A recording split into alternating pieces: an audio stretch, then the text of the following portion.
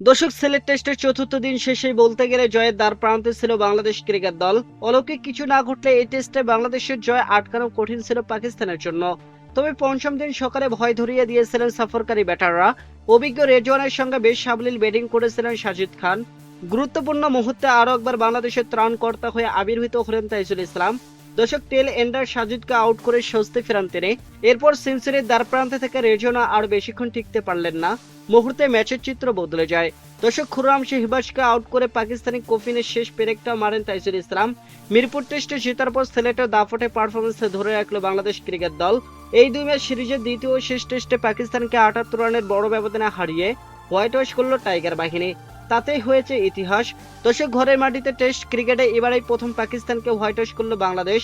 ৪৩৭ রানের জবাবে ব্যাট করতে নেমে চতুর্থ দিন শেষে ৭ উইকেটে ৩১৬ রান করেছিল পাকিস্তান ক্রিকেট দল। শেষ দিনে জয়ের জন্য বাংলাদেশের দরকার ছিল মাত্র ৩ উইকেট। অন্যদিকে জয়ের জন্য পাকিস্তানের প্রয়োজন ছিল ১২১ রান। দর্শক, পঞ্চম দিনের শুরুতে ব্যাট করতে নামেন আগের দুই দিনে অপরাজিত ব্যাটার মোহাম্মদ রেজওয়ান ও সাজিদ খান। দিনের শুরুতে এই জুটি ভাঙ্গার সুযোগ এসেছিল। নাহিদ রানা করা বলে স্লিপে ক্যাচ তুলে দিয়েছিলেন রেজওয়ান, কিন্তু হাতের ক্যাচ মিস করেন মেহেদী হাসান মিরাজ। এই সুযোগ মিস করার পর বাংলাদেশিদের ভোগাতে থাকেন রেজওয়ান এবং সাজিদ খান।